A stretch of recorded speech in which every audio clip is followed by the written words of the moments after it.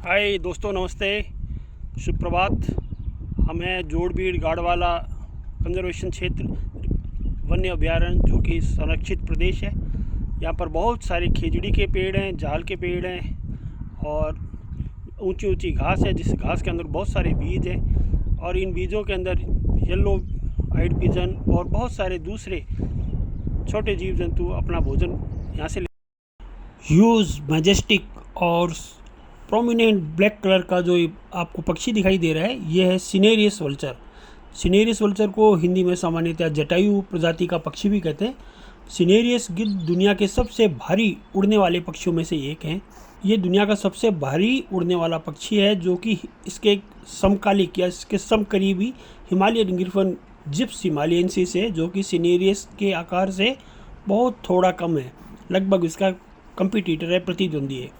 ये गहरे भूरे चौड़े पंखों वाला गिद्ध है, जिसमें पच्चर आकार की पूंछ होती है। इसका सिर गंजा बार्ड इसका सिर होता है, गर्दन और नीले भूरे रंग की इसकी कॉलर के पास पफ्ड का कॉलर इसके पास होती है।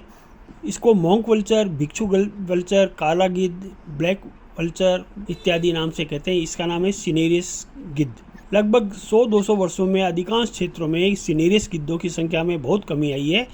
विशेष रूप से पॉइजनसनेस, आवास का जो इसका हैबिटेट का डिस्ट्रॉय होना और खाद्य आपूर्ति में कमी के कारण, इकोसिस्टम और फूड के कमी के कारण कई यूरोपीय देश जैसे पुर्तगाल, France, Italy, Austria, Poland, Slovakia और रोमानिया में ये प्रजाति लगभग विलुप्ति के कगार पे पहुंच गई है। राष्ट्रीय और अंतर्राष्ट्रीय, इंटरनेशनल एंड नेशनल जागरूकता आने के कारण इनकी जाति अब धीरे धीरे बढ़ रही है, खासकर स्पेन में, जहां आबादी पहले 2000 से अधिक जोड़े की थी। इसके अलावा फ्रांस में एक सफल इसका रिप्रोडक्शन। सिनेरियस गिद्ध पेड़ों और कभी कभी चट्टानों पर अपना घोंसला बनाते हैं। अधिकांश अन्य गिद्धों की तरह सिनेरियस गिद्ध एकांगी होते हैं, यानी कि एकल रहने वाले, सॉलिटरी होते हैं।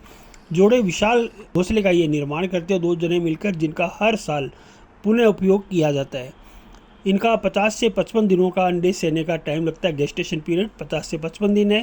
सिनेरियस गिद्ध के रक्त में एक विशेष प्रकार का हीमोग्लोबिन होता है, जिससे बड़ी से ऊंचाई पर भी ऑक्सीजन का प्रभावी ढंग से इसको अवशोषित करके, जहां पर ऑक्सीजन की बिल्कुल मिनिमम मात्रा है, अधिक ऊंचाई पे, जैसे जैसे हम अधिक ऊंचाई पे जाएंगे किलोमीटर के ऊपर, तो वहाँ ऑक्सीजन संभाव्यता उनकी कम हो जाती है, जिसके कारण आम एनिमल वहाँ सर्वाइव नहीं कर सकता। परंतु इनमें हीमोग्लोबिन इतनी प्रचुर मात्रा में इनका ऐसा होता है, जो कि ज़्यादा से ज़्यादा ऑक्सीजन को बाइंडिंग करने की, उसको संयोजन करने की इसमें अद्भुत कला भगवान ने दी है, जिसके कारण ये हाईएस्ट से हाईएस्ट ऊंचाई पर भी तैरते हुए निकल के आ जाते हैं और हिमालय पार करके ये बीकानेर के, राजस्थान के इलाकों में आते हैं। इनका समान औसत पंख फैलाव, वजन और कंप्लीट लंबाई के साथ विशिष्ट रूप से इसकी लंबी गर्दन सबसे बड़े सिनेरियस गिद्ध, सबसे बड़े हिमालयी गिरफन के वजन और पंखों से अधिक है।